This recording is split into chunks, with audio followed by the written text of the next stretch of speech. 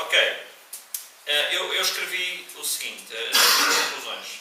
Temos aqui uma referência relativamente ao custo do discipular. 3 vezes Jesus fala das pessoas que não podem ser seus discípulos. É muito forte isto. Não podem. Não podem. Não podem.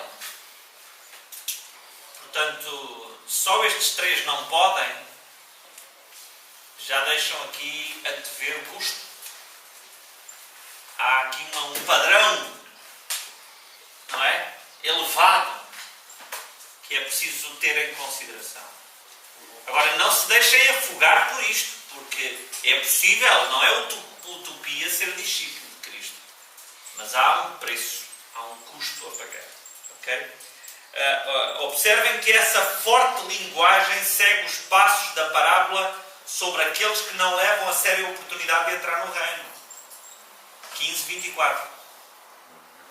Portanto, é nesse contexto que surge o não podem. Ok? E depois, Jesus diz que devemos aborrecer o parente mais próximo e até mesmo a própria vida. Caso contrário, não poderemos ser seus discípulos. Obviamente, o aborrecimento não é tomado aqui em valor absoluto, é por comparação. Porque temos outros textos na Bíblia onde o uso do aborrecer é usado relativa ou comparativamente. Portanto, Gênesis 29, 30 e 31 é um exemplo muito claro. Outra coisa que posso dizer, o discipulado implica um amor e uma lealdade para com Jesus tão grandes que qualquer outro amor parecerá sempre como aborrecimento em comparação. Vão ver? Aborrecimento. E se não dermos essa devoção a Jesus, as consequências não são que nos tornaremos um tipo de discípulos de segunda ou de terceira, mas que não seremos mesmo discípulos. Entendem? Não há discípulos de segunda e de terceira. Essa coisa da classificação e da estratificação dos discípulos não tem fundamento bíblico. Ou é ou não é discípulo. Mas há preços diferentes, não é? Claro, claro. E a uns é requerido muito mais do que a outros. Sabemos disso. Certo? Mas há preço. Há preço. Mas não há discípulos de segunda ou terceira.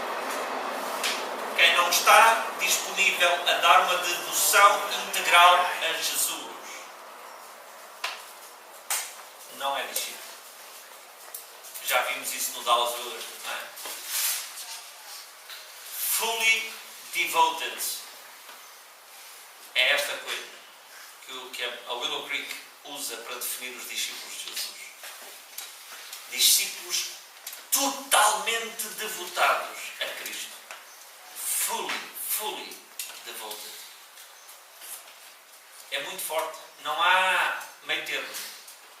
Lucas 14:27 está ligado a passagens como Mateus 16:21. Vamos lá, Mateus 16:21.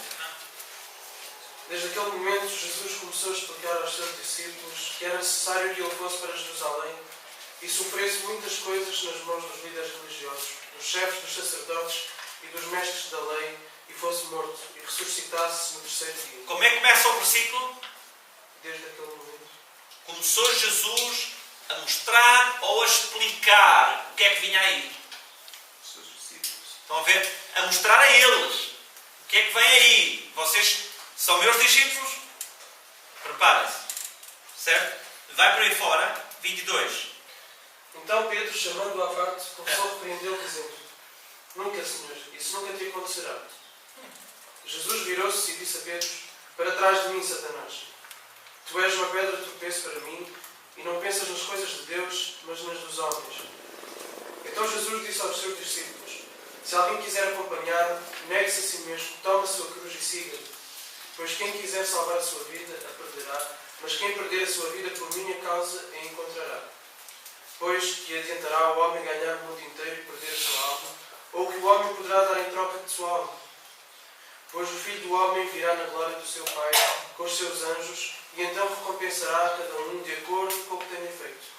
Garanto-vos que alguns dos que aqui se acham não experimentarão a morte antes de verem o Filho do Homem vindo em seu reino. Qual é o problema de Pedro aqui? Ele quer evitar o custo do discipulado.